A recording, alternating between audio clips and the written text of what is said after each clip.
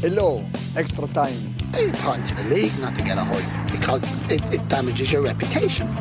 It makes people, when they read it, just laugh at you. The simple club, they're playing in the League One and they're playing in the Europa League and they're credit in the game in this country. Maybe we should get Stephen Kenny then to manage the Irish team. Hello and welcome to the Extratime Football Podcast. Your host Luke Jordan. Delighted to say Oisín Langan and Barry Murphy alongside me today. Oisín, we have a joint venture today. I'm looking forward to this joint venture. It's like a Marvel movie, like Batman versus Superman. Only you don't need to stand on my throat and for me to say save Martha for us to become best friends. I decided to take a bank holiday Monday off, so there was no voice notes last night as we speak. But when I say I decided to take a bank holiday Monday off, what that actually means was I only did commentary of a game and didn't do a podcast as well. We did the St. Pat's app coverage of Sligo Rovers against St. Pat's. And for those who don't know, the St. Pat's app, which you can download wherever you get your apps for free, does live coverage of every Pat's game, home and away. Now, you can watch along with us, or you can just use it as a radio commentary.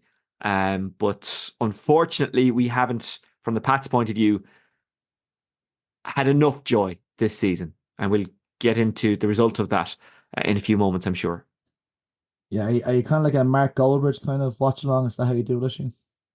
Honestly, I've never watched Mark Goldbridge, so I'm aware of who he is. I am aware that some of his clips go viral. I don't know why, because I don't watch them, but I just do a straight commentary. Well, now, yesterday I was doing the commentary from my parents' house, and I did talk about the smell of pork chops and my dad distracting me by going at the flower pots on the window outside the office of their house. But aside from that, look, I probably do need to go a bit crazy. I probably do need to get a bit clickbaity.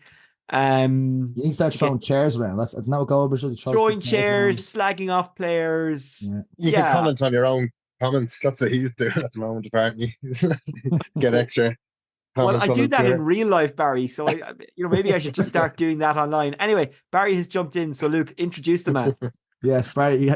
Oisín's brought his regular pundit man from voice notes with Barry Murphy. Barry, how are you? Yeah, not too bad. All good. I think it's very important to point out today of all days, Barry Murphy, formerly of St. Pat's, Shamrock Rovers and Bohemians. Two of the three we'll be talking about in detail today. Yeah, I think not a good weekend for any of them. No, and I think we've only one place ready to start as we record on Tuesday afternoon, and that is the sacking of Jon Daly. I'll give my point of view in a few minutes, but I'll let Barry come in first. Barry, your initial thoughts when you heard the news there when it broke on midday? Yeah, I thought they'd give him till Friday, to be honest. I do think it's early. If you go and beat Rovers on Friday, which they've already done this year, then you could go 3 points behind them, But at Pats, you have to win, and you have to win in a certain style too. And if you're doing neither, then the writing's really on the wall for you. It's been kind of building up the last couple of weeks. I think, bar the Dundalk or the Drogheda results, I think it's kind of an accumulation of poor performances that's really ended in this. But it's when you look at John was in his second spell, second season as manager, and he's kind of having the season that previous past managers have had in their first season in terms of what's happening on the pitch.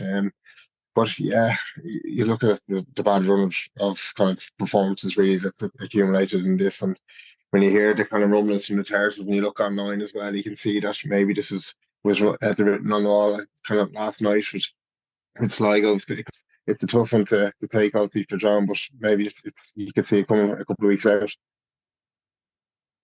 Oisín, you're like myself. We see most games with the Pats. I suppose I'm not surprised that he's been removed, but I think my overall kind of sentiment is maybe a bit disappointed that maybe I know there's fans disappointed over the performance recently, and maybe the style of play is in question a little bit sometimes, but I suppose for balance, he has won the FAI Cup less than 6 months ago, and suddenly he's out of the job. It's Pat's fourth permanent manager after Liam Buckley was removed as manager 6 years ago. So it's becoming a hot seat where that managers aren't sticking around. I know obviously Steve O'Donnell was in there and did walk away, but Harry Kenny's been sacked, Tim Clancy's been sacked, and now we're looking at the third sack in 5 years. Again, it's not something that close. It's not attractive to maybe a manager that you have a lack of stability possibly there if you're constantly under pressure. Ultimately, results decide everything. And we did a discussion about another manager a couple of months ago, And I said, well, no one actually has to put pressure on that manager because the results decide things. And if you don't win enough football matches as a manager, there is only one outcome. And that's the outcome that has happened to Jon Daly in the last few hours as we speak. 5 wins in 15 games simply isn't good enough when you consider the squad that Pats have and the resource that has been put into putting that squad together. On a human level, I feel desperately bad for Jon Daly because I deal with him pretty much every week. He is an absolute gentleman, and there is no doubt about it. He's a good coach and he's a good manager. You don't win sportsdirect.com FAI Cups unless you're a very good manager. There's been a couple of players that you would say Pats are badly missing this season. Sam Curtis. Like, I knew he was a loss. I didn't quite realise how big a loss he was. And Mark Doyle is another one. Mark Doyle always made things happen and injected pace and created a spark. And if you look at many Pats games this season, and I don't like saying this because I like Jon Daly, I like Pats as a club. Obviously, I'm their LOI TV commentator, so I'm biased towards St. Pat's, and that's just human nature. But too often this season, there's been a lot of possession, but no real spark. And I think it's no coincidence that the likes of Curtis and Doyle aren't there. And if you look at even the season before, what Barry Cotter did, just that bit of energy on the wing, make things happen, make things break. Now, he's been very unlucky in a sense that Rory Keating picked up a knock, so wasn't right for a couple of weeks. Joe Redmond missing games. And even last year, you could see it when Redmond went. It was like a gaping hole opened in the Pats defence. And Gravosti has been missing as well. That's the other thing. We haven't even seen him this season. And Ramal Palmer, who's a very talented player, was carrying a knock when he came in. So I think Jon has been desperately unlucky. And you can make the argument. The thing is you can make the argument both ways. You can make the argument that I just did there. Well, look at the results. And if you're judging a manager on results, then there was only one decision to be made here. Or you can say, well, actually, we do need to give him time because he's never actually had his full squad together. I would probably be leaning towards they give him a bit more time. And I think Shamrock Rovers on Friday night would have been a good test of that, and might have been a springboard to jump from. And I have no insight into how or why the decision, well, I've obviously an insight into why you look at the league table, but I've no insight into the discussions or anything like that. But I imagine maybe they looked and said, well, we beat Rovers before and it wasn't really a springboard. So I feel desperately bad for Jon Daly, but ultimately, it's a massive cliche I'm going to drop here, guys. It's a results business. Yeah. And the team hadn't performed the way that I think they're capable of this season. But I think, and there's an asterisk, Jon Daly is very unfortunate because, lost big players, other players were injured. So circumstances led to maybe some of those performances not really being of standard so far. Could he have got it right? Possibly, but ultimately we'll never know. And the way football is people will wish him well, and rightfully so, because he's a gentleman and a good manager, as I say. But now it's okay. What's next and who's next? What's interesting is, I know this league's kind of, this season in particular is very tight in terms of everyone could be everyone kind of find the first year in a long time where the bottom team can go out and beat maybe the top side. Usually have a UCD or a whipping boy there. But you look at the table here, Pats have 5 wins, like you mentioned. Shamrock Rovers have 6 wins. Like that's I know there's a couple of draws in the difference there as well, but there's not a huge, a couple of wins here. But Louth Rovers have a history of starting slow and then bouncing on. And look at it this way as well. Only now they're bringing Farouja and Byrne back in, and it's something we'll hear later because we'll have a piece with Stephen Bradley talking about how even though they lost, that was a positive. Barry, from the players' point of view, and I don't know if you can give me an insight into this specifically to St. Pat's, but is there a point when they know it's done and therefore those above the manager who make these decisions know it's done? And do you think maybe that was a point that had been reached by the Pat squad? Again, I don't know if you saw yesterday because you were at the Rovers game and then you watched the Derry game, but do you think maybe that point had been reached amongst the Pats players? And sorry, Barry, were you there when Harry Kenny was removed in 2019? I was, yeah. So you thought Harry out of that? Yeah, there is a feeling that comes that there's an inevitability about it. We kind of felt that Liam was kind of on his way out. Results weren't kind of going our way. Style of play had to kind of change. And Liam was a free-flowing type of manager. He wanted to play football a certain way and wouldn't deviate from that at all. And then he did try and deviate from it, and results still weren't happening. So you kind of knew the writing was on the wall there. The same with Harry Kenny. It just didn't click with Harry at all, really. From the start, and we couldn't put any sort of run together in terms of results. And you could just feel that the training sessions get tense. the pressure comes down on games even more. And you can see like a lot of managers have gone through that spell this year in different clubs and come out of it. John Russell, like managers like that who've come out of it, their little spells and started to get back into it again. Just you thought he might get a little chance of getting back out of it with the game on Friday. But you look at their main players really this year have kind of underperformed. They're bigger, they're higher earners really, and that could have been taken into consideration in terms of making a decision. Keaton hasn't really hit the heights you were looking for him to hit. Forrester hasn't really done much this year. He's played him in a different position at the start of the year, kind of a bit deeper. He wanted Team Levy to be the legs in behind a runner off Keating. Didn't really work. So it was just so exciting looking at the cup final last year with the likes of Nolan and Amelia, what he could possibly be next year. And it hasn't hit that height from watching Pats and from being at a couple of the games as well. So, yeah, Barry, do you have any insight into why that might happen in a squad? I know you mightn't have an insight specifically into Pats, but you've been around long enough. Is there any reason why they might not just kick on having had that success last season and then this season they start and they tweak things and it hasn't worked? Do you have any insight into why that might happen? Winning the cup and winning the league and doing winning the league is totally different. Okay. You can get yourself up and you can get young lads up for games and tactically get them aware for single individual games, but doing it consistently over whatever it is 40-week season is totally different. So you have to have that consistency that you don't get from kids, from young lads, basically going into the team. And you can see from the cup final how good they are, and in the lead up to that as well, and in Europe as well. But when you get your Friday, Mondays, and you don't get that consistency, it's only going to go one way. And I think they were too young in their evolution as a team. I think a little bit longer, and you can kind of, as you said, you've lost 4 or 5 your starting 11 last year as well. Had a goalkeeper as well, and obviously, listen, you're looking at Pilaluga as well, where they're pinning their hat on having a Vitas Lavyaros in there to kind of be the backbone of the team, and your usual players that play well, Forrester, your goal scorer up top. The spine of the team just wasn't really there, and you take Joe Redmond out of that at any stage, and you're really decreasing the quality of your team. So, gentlemen, we could talk in circles about what has happened and whether or not it's the wrong or right decision. Ultimately, it has happened. So now, Luke, Pats are looking for a new manager. I don't think it's going to be Stephen O'Donnell. No. And I think he's an excellent manager, but I appreciate why him and Pats will probably not happen. So the obvious choice, and the one maybe that we'll put 2 and 2 together and get 47 out of, is Mr. Stephen Kenny. So, Luke, I'm asking you as a Pats fan rather than the host of this podcast. And I do think I need to remind people of that because I've jumped in on you numerous times here. How would you feel about Stephen Kenny? Yeah, in an ideal situation, he'd come in and he'd be happy ever after and the Europa League in 2 years' time. But look, it's like from reading the reports, listening to people who be in the know, spoke numerous times about how he's not interested in coming back to the league. He's looking at going into Europe or maybe a job elsewhere. Like, I don't see it happening. And this is the problem, I think, that Dundalk found themselves in. I think it's the problem Bohemians found themselves in the start of the year, that it's sometimes people think the green's always grass on the other side.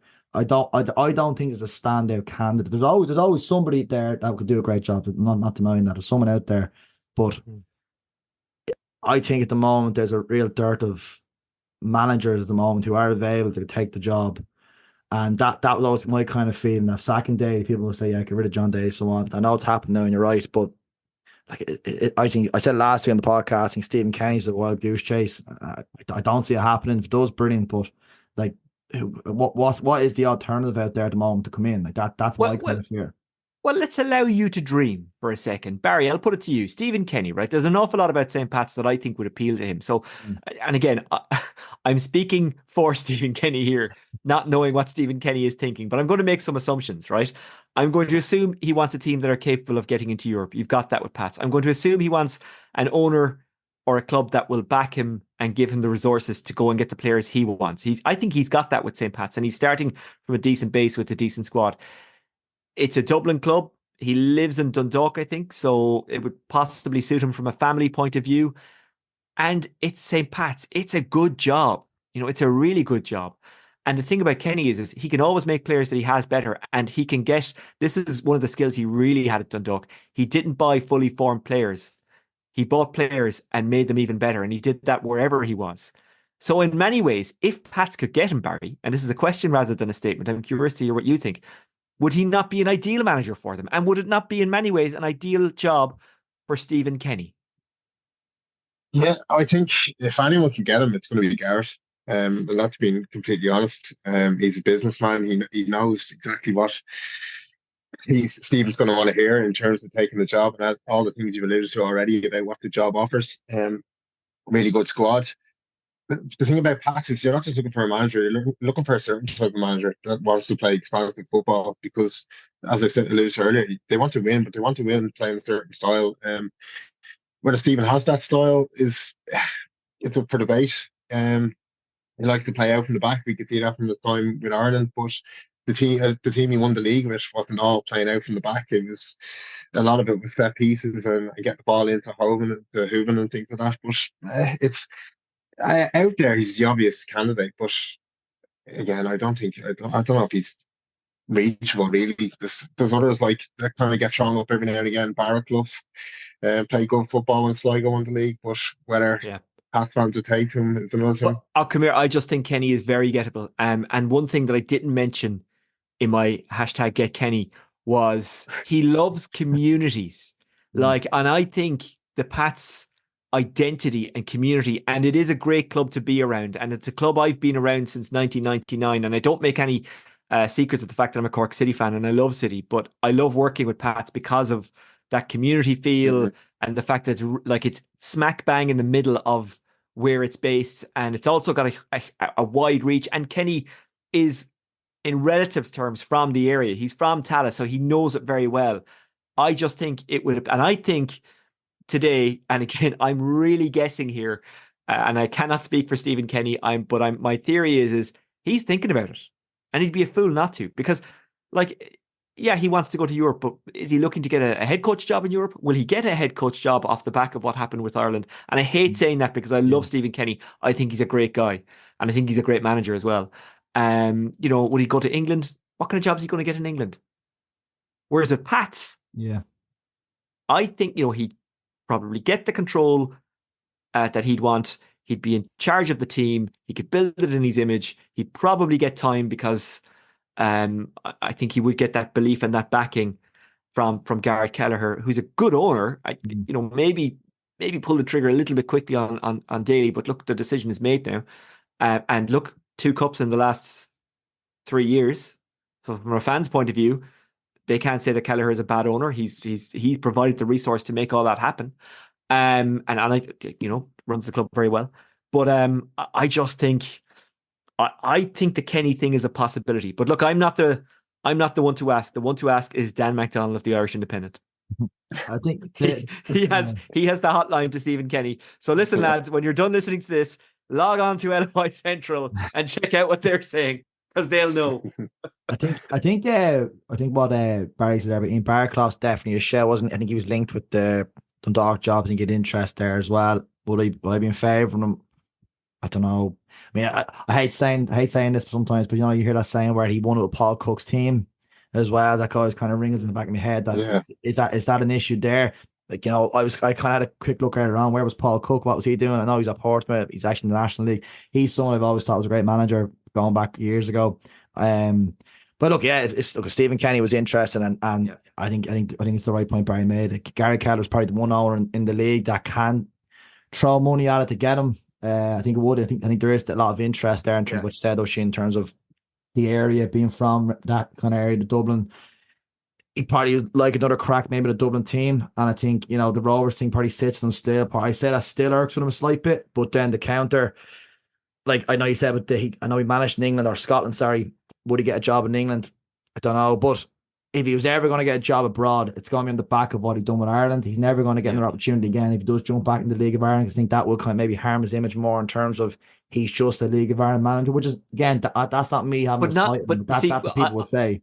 But not if he goes on a run in Europe with St. Pat's. If he got St. Pat's out of the group stages of the Conference League, which I think is not beyond the realms of possibility, then European clubs would look at him. And look, you get him in a room talking football, and I think I think he could get a job in Europe. My point is, you know, if he did this with Pats, he'd get so much of what he wants to do. Whereas if he went to another club, maybe he's getting the job on their terms rather than his, if that makes sense. Whereas if he went into Pats, maybe he'd get the job on his terms.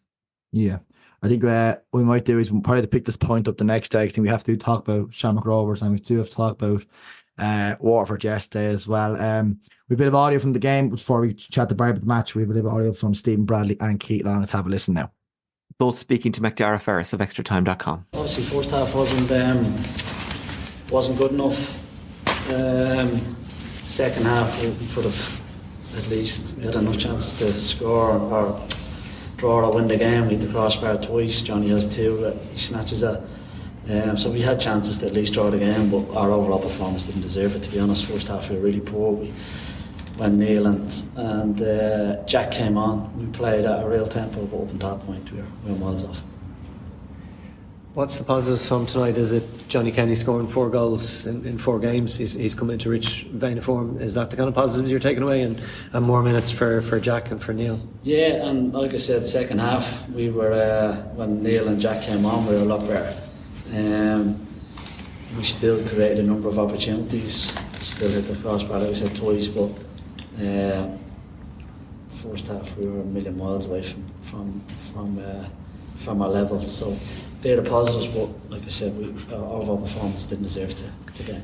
What you say to Leon after a goal like that? You know, it happens with a goalkeeper, but when it's an own goal, everyone sees it. Like, is he someone that you need to pick up, or does he just know, right, I just get on with the next thing? It's like, no, you have to learn from it. You don't just brush him under the carpet when you make mistakes. You have to understand them and learn from them. He needs to punch you, obviously, but what our defending outside of Leon's decision is really poor. If we actually do our jobs, we hit the ball away. We don't do our jobs, and so all round, but it probably summed up our first half. It was really poor.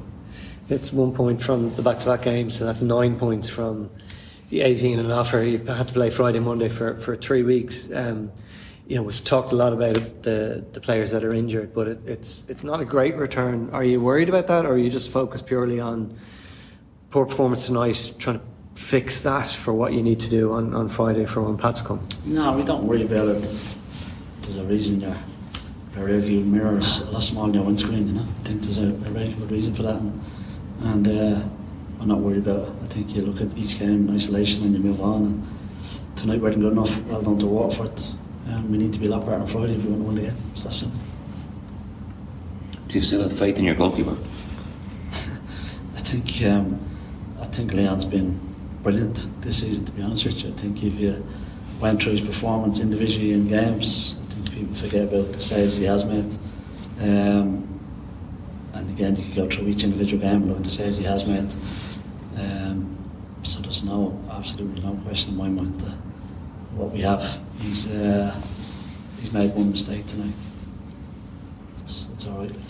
Keith, Conor Parsons was particularly good this evening, linked up really well with Portland, got a brilliant goal. What does he bring to your team when he puts in that type of performance? Yeah, well, you can see he's got quality, he's got pace, he's trickery, he's skillful, a little bit lightweight at times, Conor, but he's got good balance off either foot. He can play on both sides. He likes it here.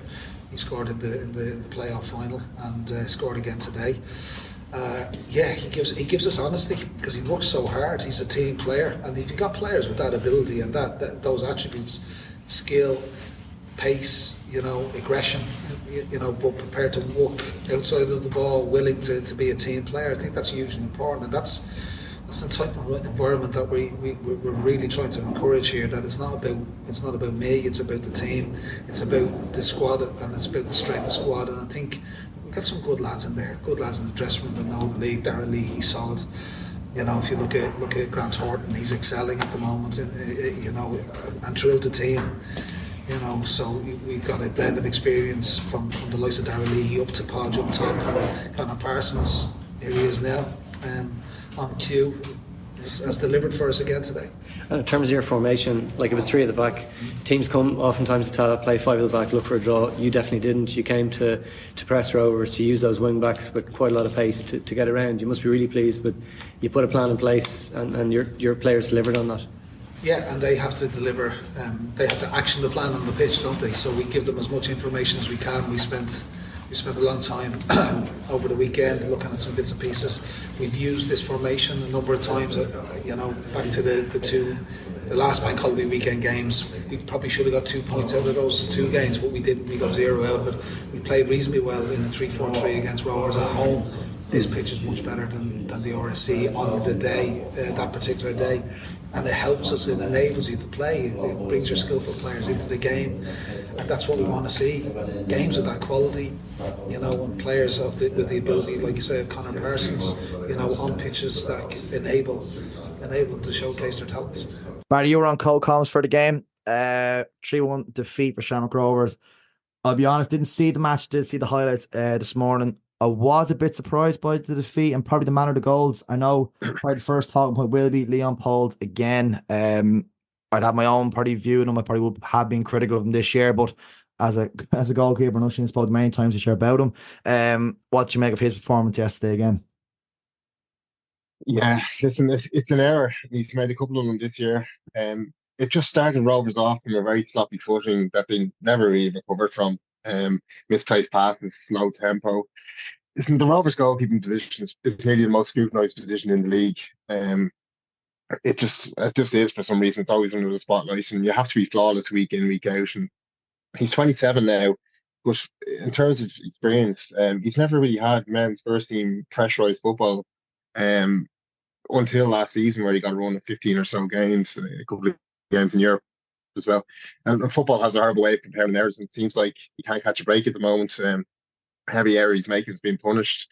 But when you're vying for a league title and Europe is just around the corner as well, you have to be relentless and perfect in your performances. And they just haven't been there. He's shown glimpses. He was brilliant against Shells again. Made some really good saves, but then you don't back it up by consistent performances week in, week out, and then you're going to come under scrutiny. But just not a good game from yesterday, and Rovers were just sloppy all over the pitch really yesterday. What about what? Sorry, Luke, go ahead.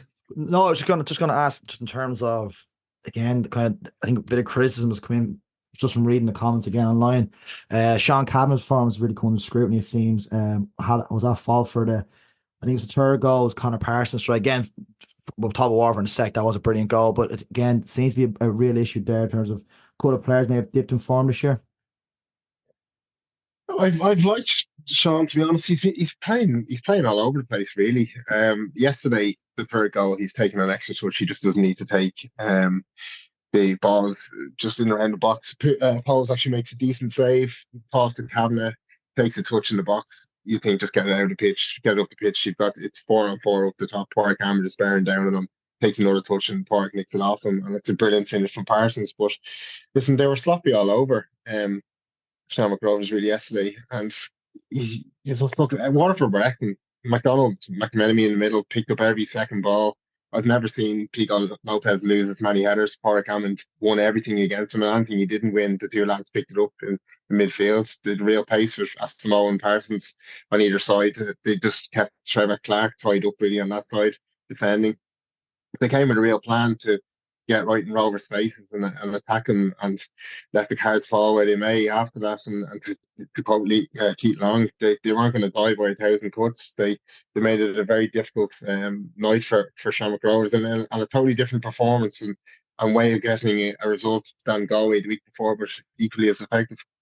How worried should Rovers be? Because they haven't really hit the heights, and while they got a bit of grace for a slow enough start, by now they've normally kicked into gear a bit.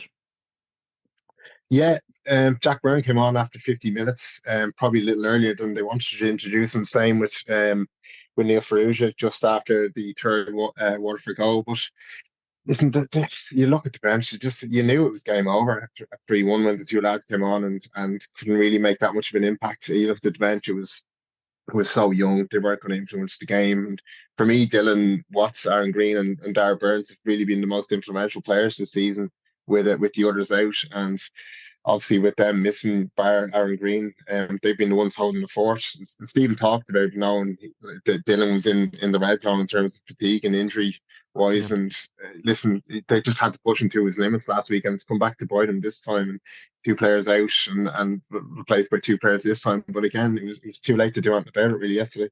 And it was interesting that Macdara, in his chat with Stephen did say, well, we got Ferrugia and Byrne on the pitch, and that's actually a positive. What about Padraig Gammond? Not so much him, because we've spoke about him so much. We kind of know what he can do and what he does do and what he did again against Shamrock Rovers. But do you think teams might now look at players who are kind of coming towards the end of their English career, or players who are into their 30s, and clubs might say, well, you know what, if we bring Sean Maguire back, we could make him a bit of a leader in here, because that's what Pod Hammond is. He's not just playing well, he's also a leader. Paddy Madden is another one who's also become available. Mm-hmm. Do you think there's a kind of a new role after being invented by, well, not invented by, but you know what I mean? There's a new role that Padraig Hammond has kind of set a template for that other players might follow as soon as the transfer window open. Maybe actually, can you sign players who are out of contract now in England at the moment? I think you can you? Anyway, these players are available or will be available very soon. I guarantee if they weren't looking at them, they are now. Porrick's just from falling down the leagues, he's built a kind of physique around him now where he just planted his feet, and Pico Lopez would be one of the most dominant centre half in the league. Just couldn't get around him. He just held up everything, flicked on things, and he was so effective. And Porrick has always scored goals wherever he's went throughout his career. Even when I played him early in 2005, he was scoring goals. I mean, you look at Johnny Maguire and Paddy Madden, that's what they've done. Obviously, Johnny Maguire struggled in the last couple of years over there, but they're going to score goals here. And you're looking at the likes of young lads coming through, and who are we going to buy from different clubs in Ireland? And you've got ready-made strikers that are coming back from England who are going to get you those goals. And listen, I think by the looks of it, some of the bigger teams have missed out on Porrick, and he's doing so well down there at Waterford. I suppose a counterpoint to players who come back, Barry, was maybe Owen Doyle came back for 2 years and probably you would say wasn't overly effective at Pats. Is that fair to say? Yeah, I think Owen was in a different kind of area in terms of his physical attributes. I think he probably admit that his legs were nearly gone coming back, and he never hit those heights. But Porrick last night looked like a 20-year-old running around. From the first minute, he won the corner that's the start of the goal. He won the ball back in the 50th minute to set up the third. But obviously, that's something you have to look at in terms of doing your medicals on these players and your due diligence as well, in terms of are they getting through games. Porrick's been playing since July last year. Like he hasn't had a break for a 36-year-old. That's phenomenal. So in terms of that, you just have to add that little bit in terms of signing them for your medical and that. But I don't see a problem if they're physically fit enough. I think those goals are just worth every chance taken on them, really. I would say as well with Owen, there was circumstances which he's spoken about which kind of led to that. But he did play a leadership role amongst that Pats group. So physically, it didn't quite work out, even though he did score some goals. But there were other things going on. And he did contribute positively to that group. Yeah. 100%. Yeah, I've played with Owen. Sorry to put that there, but I've played with Owen, and listen, you'd hope Owen to come back and hit the goals, but he is brilliant around the place as well, and that experience as well is invaluable to especially a young Pat squad. And just on Sean Maguire, just really quick before we move on, if there's a club he's going to come back in the League of Ireland, I think it's going to be Galway, because whenever you look at a strike record when he played with John Caulfield, 38 goals in 51 league games. So if there's ever a man to get the best out of him, that's the man he played under. I made that point during the commentary on the St. Pat's app yesterday, that while he wasn't the best ever player we've seen in the League of Ireland, he did have the best ever run of form we've seen from a player in the League of Ireland. That season that City won the league, he was absolutely untouchable. Amazing. And even, was it the season before, he didn't even hit the ball well and still scored a cup final winning goal. One of the most amazing moments and best moments of my life so far was that goal in the Aviva. But yeah, look, I think he'd be a great signing for someone. And Stephen Beat was on the podcast about 4 weeks ago, and he says the greatest assist of his life at throwing. That's what he said. Best assist he ever did. That was a great line, actually. Yeah, great line. Moving on then to the game that was on the TV last night, the big game. Top table clash, Derry and Shells. 1-1 draw in the Brandywell. Barry, who is the happier with that result? I would imagine Shells fans went home happier to Dublin with that result than the Derry fans going home back into the city. Yeah, I think if you'd have offered a draw to both of them before the game, obviously with the Rovers results, they'd have probably taken it. I think it just looked like that. There wasn't going to be a winner throughout the game. It's pretty poor, really. The pitch just kills any sort of spectacle as well. Like so, no, Shells would definitely be happier coming down the road and point the way it went. They probably did more the possession and chances now. Muller hit the bar, scored obviously to go 1-0 up. But yeah, it was an excellent finish from Sean Boyd to level it up. But bar that, there wasn't too many other chances really. So I think both will be happy enough for the draw. On Connor Damien Duff, Kearns, I suppose. Sorry, Toshin, just on No, go Connor ahead. Kearns, Barry, just in terms of say a couple of errors, say even for the goal, do you think maybe he was slightly overplaying from a goalkeeper perspective? Should he just put that into rows there rather than putting the ball in the danger there to get pressed? Yeah, I've spoken about him before about how he's just been asked to be a goalkeeper and how that's really helped him in how he's done this year. He's making really good saves where he just has to concentrate on being a goalkeeper. And on that pitch, you have to be pitch perfect with your passes. Like he knocked one in, and it's kind of bobbling and stuttering on his left foot as well, and it's kind of a swinger of a left foot, and especially on that surface, I think he just needs to knock it up the pitch and get up and get after it, I think, and get out of there with your draw. It was so easy to kind of, the ball bobbles into it. It's a horrible pitch. When it was first made, it was decent enough, kind of the synthetic grass, but now it looks flat. It looks like nearly like a tennis court, really. And listen, he leaves the goal wide open, but then for Mullen to stick it in from a very enough angle as well. But yeah, what served him well so far this season has just been a goalkeeper and just being defenders. Paddy Bar-Malloy had just headed things, gone and won things, and that's really served as a good basis to go and get 3 points from a clean sheet. I didn't get to watch the game. It was on Virgin Media and people can watch it back in the Virgin Media player. Should Derry have hung on, or was it a case of they went 1-0 up and sat back, or what way did the game flow? They didn't sit back. They pushed on, but they always had a threat. Jarvis was quiet all night until a little bit of skill at the end on the left hand side, and Sean Boyd came on and was fairly quiet as well up until the goal. But he just has that in him. Sean is a bit of an enigma, especially for Damien Duff. He kind of loves him and hates him, but just nicked across the front post and got one of the long legs on the end of it and nicked it in. But they were deserving of the draw, I think, overall, Shells. But he has a good game in terms of two decent enough goals, but quality wise, the pitch, as I said, just killed it. Barry, you mentioned the Astro a couple of times. It's funny, from grassroots level playing football, lads love playing Astro because they just love the idea of it's like sometimes, as you're probably well aware, with amateur football, grass pitches can be hit and miss. So when the lads find out it's on Astro, they're absolutely chuffed because they know that they can predict the ball in terms of how it's going to play. But it's funny when you hear, and I know Oriel Park's probably the exception because it is just poor pitch. You can tell it from the camera and being there.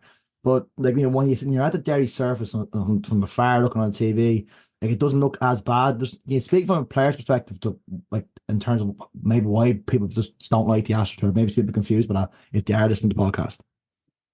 Yeah, you were talking about consistency of the pitches. It is, some patches of the Astro are totally different as well. It depends on where it's been watered, where it's got dew on it. Some has been rolled more than others. If they put the little black rubber bits on it on certain areas, Barry, is that not the same as a grass pitch though? They can be inconsistent too. There's a consistency about the inconsistency on a grass pitch. Okay. So, if then you're on an Astro pitch and there's a shot coming in, you're bending down low to get it. You're getting hit in the face with little black beads before the ball hits you. As well, there's kind of bare patches on an Astro that there isn't on grass. The ball still moves the same on a padded down mud as it does on grass. It's not too dissimilar. And you shouldn't have to train on something different for a match day. Like all teams have to do now, going up to a Derry or Dundalk. So when we were at a Pat, for example, out in Ballyuster, we train on a really bad Astro pitch that wasn't watered just to try and deal with a Dundalk on a Friday night to try and simulate the same thing. And does that work? Does it prepare you better? It does in terms of, listen, it gives you a chance to kind of see what the pitch is like, but there's not much that can prepare you for Dundalk on a Friday night, really, on a really poor pitch. It's just so bad. There's no grass on it at all. Whereas at least Derry started off it. I actually liked when we first went up there at Derry and saw there's a little bit of length in the grass and you can kind of play it out. But Dundalk is just incredibly bad. It's just interesting because I suppose because of our climate and you know like you've seen the issues so far this season. Togga Park, we can go through them. Turner's Cross. I mean, the issues in previously in the showgrounds. I think Pats has been the exception. Except Mushin there most weeks. Excellent service to play on. Talis an excellent service to play on. There's problems in the RSC. And I suppose our climate's no different than maybe North Scotland, Scandinavia, and a lot of Astros there. And just in my head, I'm often thinking that is that the way we have to go because of climate change. And I don't want to go on a big broadcast now about climate change. It's a football podcast, but like we are becoming even a wetter climate. Is that an issue maybe that in terms of pitches that we're going to have to go down the route of more AstroTurfs, or is it maybe getting a quality AstroTurf, Barry? Is that the issue? Maybe the AstroTurfs we're using in terms of Oriel, the Brandywell, are just not up to standard? No, I just think it's investments. I think the FBI clubs have to come up with some sort of investment where just pitch covers. It's a simple answer, really. You look at the best pitches in England, how well they're treated straight after games. You've got the UV lights over them straight away, but even in the lower leagues in England, there's covers being put on them, and that needs to be done here as well. Luke, I have a question for you. The climate change thing, and you not want to talk about it because this is a football podcast. Is that a dig at Johnny Ward? No, but not really. Yes, it is. No, it's not. It's not. Johnny's right, by the way. The planet is dying, so let's enjoy football while we can. I'm not going. Like it's done. I'm not going down the route. He's right. Of the world's end. Like other podcasts. But well, we need to get. Listen, we need to go clickbait here, so we have to do something, right? You want me to hate on LOI Central so we can clickbait it? No, because I think it's a really good podcast, and I like Johnny. I like Dan. Barry, do you have any shots you want to fire at anyone? No, I'll just keep. No? I'll keep all the lines open. Hold on, Aoife Mullen has joined us on the line from Dundalk. She's joining us to talk about the Louth derby. Surely she'll have a go at someone. Aoife, any shots to fire? No, I won't. But I just joined the conversation when it was Dundalk bashing. I just picked up and I said, Luke, is that a dig at Johnny Ward and his climate change thing? But apparently it's not. The Louth derby. So, Aoife, you've seen the game. Like myself, what's your initial thoughts on the match with Dundalk and Drogheda? Obviously, disappointing result for Dundalk. Yeah, well, I suppose I'm looking at it through the black and white lens. Disappointing for sure. But I don't know about you, but like as a neutral, I'm sure it was such an entertaining game. I mean, it was just a typical derby. There's no love lost between these two.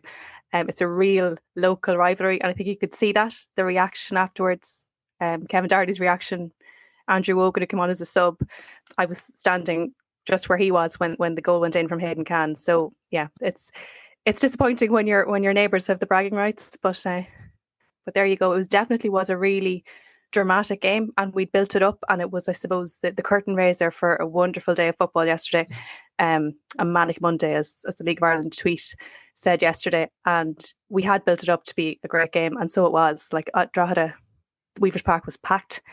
I think the crowd had, it was full almost nearly an hour before the game. I think some of the hardcore fans were in already singing, and they just kept singing through the whole game. So it was a really great atmosphere, really feisty encounter as we'd expect. Plenty of drama. We just had a bit of everything really, but unfortunately, from a Dundalk point of view, not the win. What did you make of the sendings off? Because they were massive moments in the game. There was two, wasn't there? Again, I didn't get to see this game. I listened to a lot of it, but didn't get to see it. Yeah, and the second one, that came after the final whistle. And, I suppose that's just George Shelby getting involved when he possibly shouldn't, because that now means that, he's suspended for the next game. The first one, there was absolutely no question, and I think Drogheda would come out, and Kevin Doherty himself said it afterwards, Jethro Barr, it was just a moment of madness from his point of view. He took Cammy Elliott out, and he went down injured, and there was quite a bit of time there, which was then added on. We'll talk a bit more about that, I'm sure, in a few moments. But there was no question that it was a red card. So after a prolonged period where Barr was receiving treatment, the referee was just standing over him with the red card in his hand. So then Andrew Wogan was sprung from the bench, and you kind of feel sorry for somebody like that who didn't have a warm-up and then goes in to face a set piece. But it definitely, that was 75 minutes in. It gave Dundalk a lifeline. Jamie Gullen obviously scored from the resulting set piece. And it looked like at that point that Dundalk were going to, at least hold out, but you kind of felt, right, Drogheda down to 10 men. Barr hadn't really been tested, I suppose, because Dundalk just hadn't created too many gilt-edged chances throughout the game. But, we've seen how important he's been. I know that even though Drogheda had conceded 4 goals against Shamrock Rovers, he played really, really well, and it could well have been more just, only for him. So you kind of thought that Dundalk might capitalise, but credit to Drogheda, they dug in. They got the win. Does the referee deserve credit here? Because again, listening to the game, the atmosphere sounded great. It sounded like a derby. And John Flanagan, who is of course formerly of Drogheda and Dundalk, and who is from close to Drogheda, but now lives closer to Dundalk. So in every sense, he was the ideal man to commentate on the game. And is teaching just a few hundred metres away, very close to me in the De La Salle College in Dundalk. That's right. But near where I'm recording now. Yeah, but he said that like the two teams were just tearing into each other, and he said he'd love to be out there. And I knew exactly what he meant by that, because meaty challenges were allowed, and Barr went over the top and rightfully was sent off. But the physicality of a derby was allowed to flourish, and sometimes a referee can try to get on top of that and nearly spoil it. But it sounds like Rob Harvey did a decent job, and the reason I'm bringing it up is because there's so much ref bashing and so much criticism of the refs in League of Ireland, and some of it is justified. I want to give credit where it's due. So does Rob Harvey deserve some credit here?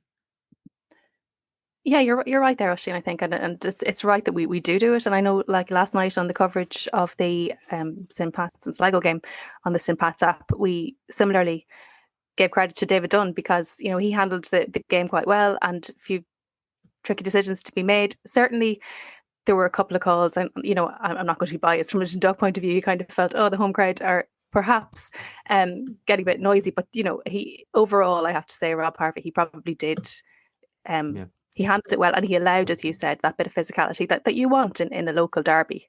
And it's something that I said, there's great build up to it, even in the days leading up to it, the crowds that travelled, you want that bit of bite. It's something that as a viewer, and certainly the neutrals looking on, want to see that. And I think the people got what they wanted yesterday, and there was a mixture of everything. So I think you're right. Let's give credit to the officials, because it's a tough and thankless job, and they get plenty of stick when, I suppose, their decisions are perceived to be incorrect, and under a lot of pressure. But let's give credit to Rob Harvey.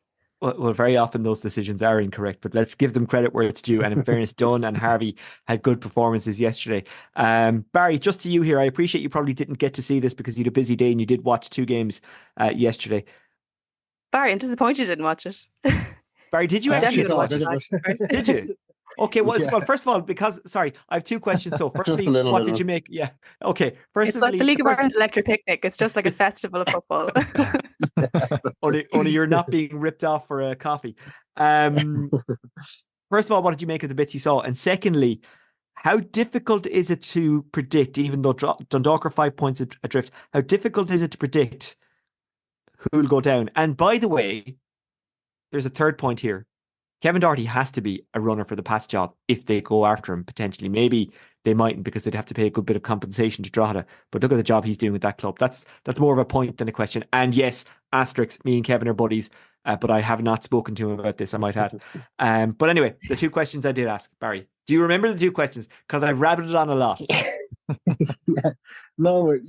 It was a good game, to be fair. I'm just talking with the referees as well. Owen O'Shea was doing Rovers last night, and I thought he did really well in terms of letting the goals go. I don't think he was a foul on Pauls, and similarly down the other end, Sargent looking for a free kick for the Johnny Kenny spell, didn't give it either.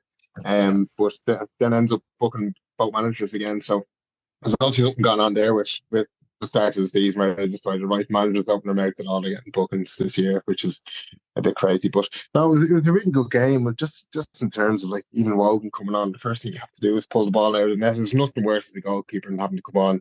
It's usually in a situation where the goalkeeper's getting sent off or injured, and there's just no time for warming up either. And the first thing you have to do is pull the ball out of the back of the net. But in terms of Dundalk and Drogheda, I don't know. You look at Drogheda and you think that they found this little niche, as we spoke about before, about picking up the best part-time players. So they do have that over certain clubs that would have liked to have turned some of those. You look at Markey, would have liked to turn those into full-time professionals, but they have that little niche. But Dundalk, I think, they'll just have enough. I think. I still think it will be Drogheda in the end that will be down the bottom. Even though they have that kind of know-how over the last couple of years to survive, I just think with the long summer and how demanding these games are for a part-time team, I think that might just be the difference in the end. And you could be right about Kevin Doherty. Maybe he's looking ahead thinking, have I brought this team as far as I can really go? And if he's offered the Pats job, is that the one that he might jump for? The interesting point though, but you know, just because you've been throwing me there with Kevin Doherty, like that's like, I suppose Pats went for Tim Clancy, who wasn't the one the time at Drogheda, and then Kevin Doherty didn't come. He stayed at Drogheda to take over the job. Like if Kevin Doherty, if he was to leave Drogheda though, like I think Drogheda fans would be sweating here listening to that, because I think if he does go, I think that's a huge issue for them. Like, how do you replace him in the job he has done? Because even if they come ninth, which I think that'd be a good season for them, considering that they are the part-time team. If they do come ninth, I'd fancy them in the playoff to stay up. Because he's such a good coach, and how he's managed them. He's a great motivator in terms of what he has. But just actually on the game yesterday as well, there's a couple of points. Mentioned the referee issue there, how he had a good game, but Gary Deegan was very lucky that he wasn't sent off, because in other games, if you do kind of throw in a Jordan, I knew you couldn't let it go. Yeah. I knew you could not have a pop off the officials. Well, and I'm just saying, again, I'm watching from a TV point of view, but again, if you say a player comes in with a flying forearm, usually you may end up in a red When card you put position. it like that. Yeah, well, it just looked a bit, you know. It's probably on the list for yellow cards, all right. Yeah, it's maybe a blue card if that does come in eventually. But then again, he was lucky. Even got the yellow. He went in a few minutes there and was late on another tackle. And again, we have seen referees in the past be quick with yellow cards. So goes, look, maybe did take into consideration was Derby. Second point as well, Jamie Goodwin free kicks. I mean, that's the second free kick now he scored this season. And again, it was unfortunate for Wogan to take the ball out of the net, but it was a good hit too. So compliment to him as well, taking free kicks as a second of the season. Yeah, and Wogan.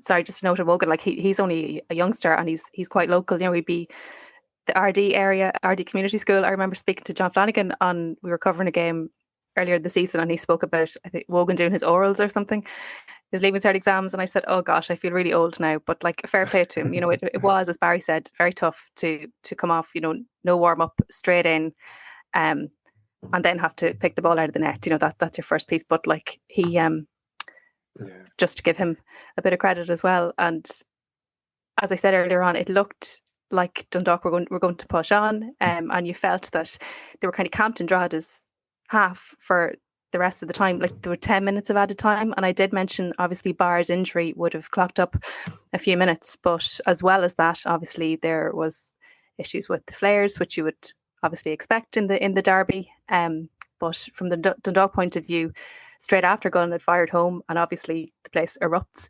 the flares were thrown on, and of course then that led to more time being added on. So I wonder, like, hindsight's a great thing, and obviously sorry, Aoife, do we know where the flares where they were fired on from? Which fans? Or do you know? You might not know. Fans for that. Okay. Well, sorry, it would be the away fans. Oh, the away fans. Okay. So it happened at both ends of the pitch, if you get me. Okay. So at different points of the game, it happened from both ends of the pitch. But the Dundalk fans, I suppose, in jubilation, if we say that, in a moment of madness, did put flares on the pitch after Gullen's game. But that kind of backfired, possibly because it killed the momentum. You know, it slowed things down. It gave Drogheda a chance to go over and regroup. But I mean, I don't like saying this from a Dundalk fan, because that sounds like I'm looking for excuses. I'm not. I'm just pointing out that, you know, 10 minutes at a time was a lot of time, and maybe it didn't make a difference because maybe those 4 minutes, like it was the 94th minute when Hayden Khan scored his goal, and Khan, who missed the sitter on Friday night. So on a human level, I was delighted for him. On a level of knowing how upset you'd be by this, I was not delighted. But for Khan himself to score after having missed an absolute sitter on Friday night, I was that's glad it. Like, that's what better way to bounce back from that than to just go on and score a winning goal and just, you know, win the derby. The bragging rights are back after 2 years. The Shelby gripe about at the end. What was the red card about? Well, it all happened in such a flurry that we weren't sure. So I think it was like the last attack and the last chance saloon for Dundalk, so that, you know, they had everybody up. And then next thing we know that the red card has been brandished to Shelby. So it's maybe he was more Tommy Shelby than George Shelby. Eh? Pop culture. Maybe something. By the way, I've he never said seen to that show. the rest. It is. He is Tommy Shelby, isn't he? Cillian Murphy's character. Tommy Shelby. Okay. Close enough. Close I'm enough. not even going to edit it out. No. Okay, close enough. Your choice. It's just a moment. It's madness though, And then isn't it? Like you just get yourself back in the team, Shelby, and then you're going to be missing for 2 games now with a new manager, and you might not see. That's exactly see what I him was again, thinking yeah. as well, Barry. Yeah. Well, You know, you're I trying to wonder make as well. first impressions. I wonder as well as due to the fact that, again, the first goal, kind of similar to Kearns, hitting a square ball into Paul Doyle and he gets pickpocketed, and then the goal for Drogheda, like that also go play in your mind as well. Probably frustration too in terms of making a kind of an error again. And I think Barry's spoken numerous times before to us, Shane, about kind of, and he mentioned it earlier on, but sometimes goalkeepers unfortunately do sometimes overplay, or maybe being asked to do jobs that maybe they're not comfortable doing. And again, that's another example there. It's just not what they were doing in the last couple of weeks since King has come in, even under Garland and Liam as well. Like they just weren't doing that. They were getting the ball forward and just going back to basics and trying to grind out results. And then in a derby to do that, it just wasn't on. I can't imagine no King would be happy about it either. But yeah, I saw him in the first game against Rovers, and he could play a ball out. But again, if you're changing your style to try and pick up points, you just don't do that. So it's really easy goal to concede. I think And you felt that his kickouts yesterday and his clearances were a bit like very inconsistent. And I suppose like Barry's obviously best placed to talk about this, but you know there was inconsistency there. And then for the goal, he actually did really well to get the ball up, and then they were able to capitalise on that. But just throughout the game, the clearances and like that mistake, I'm sure they're really frustrated at giving away such a sloppy goal and like gifting that to Piero, because it was similar incident in the first half with Doyle, again pickpocketed by Deegan, and like a word for Deegan, he's just such a warrior on the pitch. You know, at 36 years of age, just to be bossing it. But like you might get away with that once at this level, you're not going to get away with it a second time. So I'm sure that there was a lot of frustration there at that, the manner in which that goal was conceded from a Dundalk point of view. Last point, I suppose, in Dundalk for it was a perfect start then for Drogheda. Sorry. No, it's grand. I was just going to say it was interesting just from mentioning old King there that he was actually the one sitting down in the dugout, and it was actually Brian Gartland who was actually the one kind of barking out instructions side, which is kind of interesting as well, that he's not, I suppose, Steve, I understood the first game, he was only in the door, but like you're talking 2 weeks in now and he's not actually the one on the sideline. It looks like kind of giving orders. It seems to be Gartland the one doing that, which is kind of interesting. Yeah, and you'd expect that, you know, for coming in the role of head coach, that, you know, okay, he needs like a little bit of bedding in time perhaps, you know, but at this stage you'd expect that in that capacity of head coach he'd want to kind of put his stamp on things. I know that people that were watching the game on LOI TV, friends of mine, would have said that anytime the camera panned over to the bench, it was kind of Brian Gartland in the technical area, and he seemed to be calling all the shots. So yeah, you'd wonder maybe how long that will go on for. Is it a case of a pro license instead of actually the person he's signing, bringing in as manager? Badges. Yeah, you'd have to consider that if just by looks of what's been on TV. But can you not get done for shadow coaching? Dundalk were done for that in Europe before. Shadow coaching, where was it Filippo? What was the exact situation there? Yeah, Shane was the one with the license. The head coach, license, Head coach. Similar to that's right, yeah. Donald. But Filippo was clearly the one giving instructions. Now, I don't know if that can happen. Maybe that's just a European rule as opposed to something you could enforce in the League of Ireland. But yeah, I don't know what the rule is there. But there's a rule in Europe, so maybe there's a rule in the League of Ireland that you can't shadow coach. You can't just put a dummy on the bench weekend at Bernie style, and then all these references, and then and then.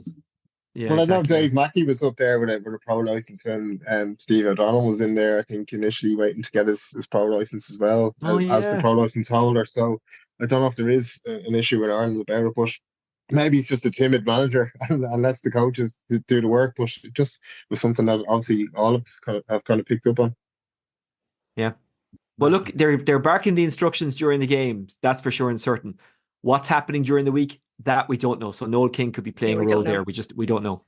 Yeah. And Liam Burns as well. And I think when they came in, obviously that was this kind of interim manager bounce-ish that they got, and things were going quite well. Maybe they didn't want to settle the ship, but at the same time, you know, if he's the head coach, he probably should be seen to be a bit more assertive or, have some more of a visible presence there. But I think, and we would have mentioned it before, at that stage when Liam Burns and Brian Gartland took over as interim management, it was a matter of just kind of steady the ship and don't concede. And I think that's kind of where Dundalk find themselves, that they were defending quite well and doing quite well, and even in midfield playing quite well, but it's just that final third, it's just that piece of the jigsaw. They weren't creating much. Cullen looked a bit frustrated that he just wasn't making, balls were coming in, he just wasn't getting there on time. And looking ahead to the transfer window, like, you'd be hoping that from a Dundalk point of view they'll be able to get somebody who'll help there, but also at the same time hoping that there won't be a repeat of Mark Connolly last year, and they won't lose out the other side. But Barry, have you ever had a situation like that where you had a head coach who was not the most vocal one on match day? Because my theory is that Noel King is kind of advising the lads, but he knows maybe the players respond better to Brian and Liam during the actual game, so he just kind of sits back. No, not really. They've always been kind of managers, but like if you look at like the Shamrock Rovers, Glenn Cronin is always up beside Stephen Bradley, barking orders at a certain area of the pitch. Yeah. But you see Stephen doing it as well, but where obviously Glenn will be on set pieces and have the follower at set pieces and subs coming on, so he's obviously indicating where he wants things done in certain situations. But who's the manager there and who's calling the shots. It mightn't be anything now, we might be reading too much into it, but generally you see the manager backing out orders. You see the pack as well. Sean, obviously, John's situation is there now. Sean O'Connor would stand up for certain areas of the pitch and direct at certain players, but Sean was the manager. Yep. And even seen in Premier League level, just for an international example, like you see Jason Tyndall a lot of the time for Newcastle will be the one kind of made barking order, and that was a bit of a meme as well online, but he does in the dugout with kind of Eddie Howe. Maybe sometimes he jumps the gun shaking hands with the opposition manager too, which is kind of funny. But just before we go, really quick, Barry, just say just from Galway United, a great win for them in Damon Park last night. Like they're flying fourth place. Yeah, it's a really good win. Listen, Bows by all accounts were terrible last night, but to go there and pick up a win and another clean sheet, they're just on an incredible run. But they were so solid against Shamrock Rovers, and just the goal from the set piece that let Rovers back into it. But bar that, Rovers weren't, as with the 34 chances or something, but only 3 or 4 shots on target. They're just so coached so well at the back, and Clarkie's done so well again this season. They're just really hard to break down and always pose the threat up front and picked up another huge 3 points. And then Galway down to 10 men. We were just commenting on the fact that they had to go over half an hour plus, I think it was 8 minutes were added at the end of that game. Yeah. So, fair play. That's tough. Well, Sheena, am I okay to have another moan, or am I not louder? Well, I mean, you're going to do it even if we stop recording, so go for it. Go for it. I think we need to make sure that commentators aren't calling for yellow cards when they're commentating on matches on LOI TV. You're walking me into dangerous territory here, because I never like to criticize fellow commentators on air. And by the way, I do it myself. Sometimes you'll see a foul and you'll say, that has to be a card. That's the commentator doing analysis, which really we have no right to do. And I'm not familiar with the case that you were talking about there. I haven't. It was a loud scream, like kind of what you see, like ref. I think my only. I'm not asking you to comment on it. It's just I can speak more freely on it. I just think that I think LOI is a great service. I understand it. It's people giving their time a lot of time. I just think sometimes that we have to be mindful of the fact that there's going to be other fans from Galway listening in, and they're going to be going, like, as you can imagine, what they're thinking while they're watching the feed. So I just think that has to be mindful as well. I love the passion though, because very often it's not fan zone though. It's not fan zone. I understand that, but there's oftentimes you'd watch a game and you'd listen to a commentator, and I don't mean specifically in League of Ireland here, I just mean generally in sport, and you'd think to yourself, this person isn't particularly invested in this. I'm not even sure they like it. Whereas when you have, someone screaming like that, they're invested, they're into it, they have the knowledge. So, I understand what you mean, and there's a balance to be found. But I wouldn't. I won't be making a placard about it just yet. It is tricky, I suppose, walking that tightrope. Because the product that we have now, and the fact that we want it to be showcased,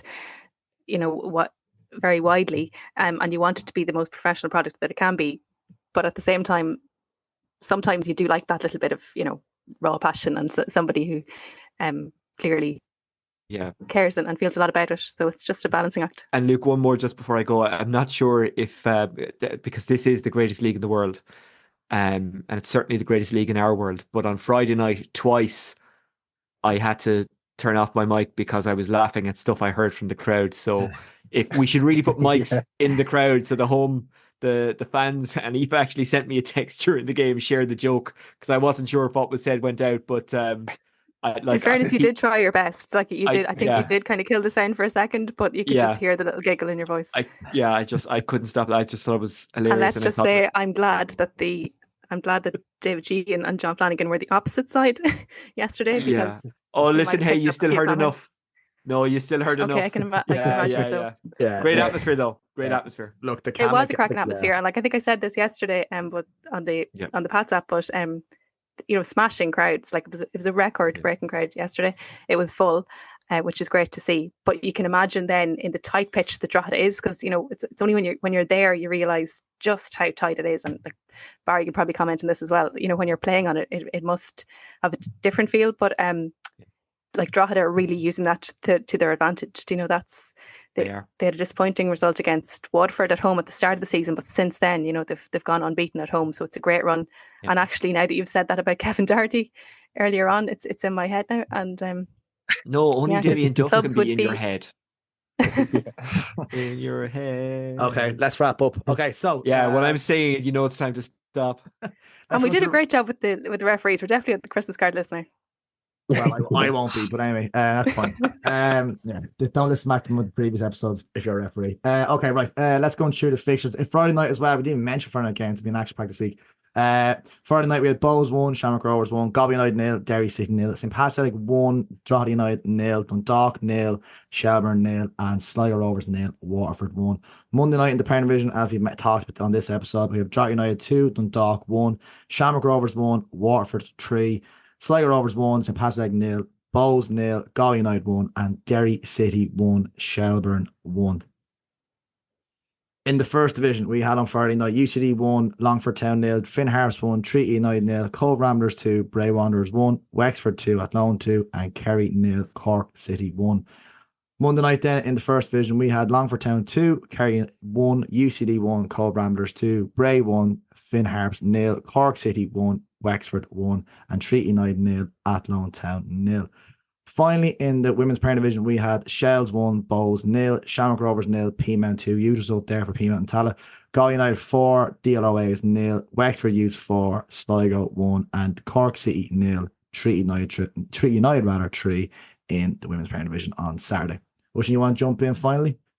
Yes, the fixtures for Friday night. Derry City against Bohemians, Galway take on Sligo Rovers, Shelbourne against Drogheda United, Waterford face Dundalk, and Shamrock Rovers are up against Pats. All of those games kick off at 7:45. The Rovers Pats game is on RTE television. We'll also have live coverage on the St. Pat's app. We'll have the watch party, and we're looking forward to bringing you that. You don't have to watch it. It is radio covered, so if you're out and about and you're not up to anything else, then by all means listen in. And it's one thing that some Dublin clubs don't have. It's radio coverage. The country clubs are actually okay for it, but the Dublin clubs don't. So, you can't always watch a game on TV, but you can always listen. In the First Division on Friday night, Athlone Town take on Bray, Cove Ramblers up against Cork City in the Cork Derby. Finn Harps take on Longford Town, Kerry meet UCD, and Treaty United are up against Wexford. I'll very quickly go through the table. Shelbourne on top on 27 points, 3 clear of Shamrock Rovers. They've both played 15. Derry third on 24 after 15 games. Galway fourth on 20 points after 14 games. Bohemians 5th on 20 points after 14 games also. Waterford have also played 14 games. They're on 19 points. St. Pat's 7th on 18 points after 15 games. Sligo Rovers 8th on 17 points after 14 games. Drogheda 2nd from bottom on 14 points after 14 games. Dundalk bottom of the pile on 9 points after 14 games. And just very quickly to give the headlines from the First Division table. Cork City 8 points clear on 32 points after 14 games. UCD in second on 24 points. And then Athlone, Bray, Finn Harps, Wexford, Cove Ramblers, Treaty, Kerry and Longford in that order. It looks good early doors for Cork City promotion wise. Yeah, and final fact of today's episode, the only unbeaten manager in the men's for Premier and First Division, former past manager Tim Clancy. Wow. He's the only unbeaten manager left in the men's side of the game. All right, we'll wrap it up there. Lads, thank you. Aoife, thank you. Thanks, lads. Thank you. Thanks, Luke. Thanks, Barry. Thanks, Aoife. Cheers, guys. Sloan. And thank you for listening, and we'll chat to you all next week.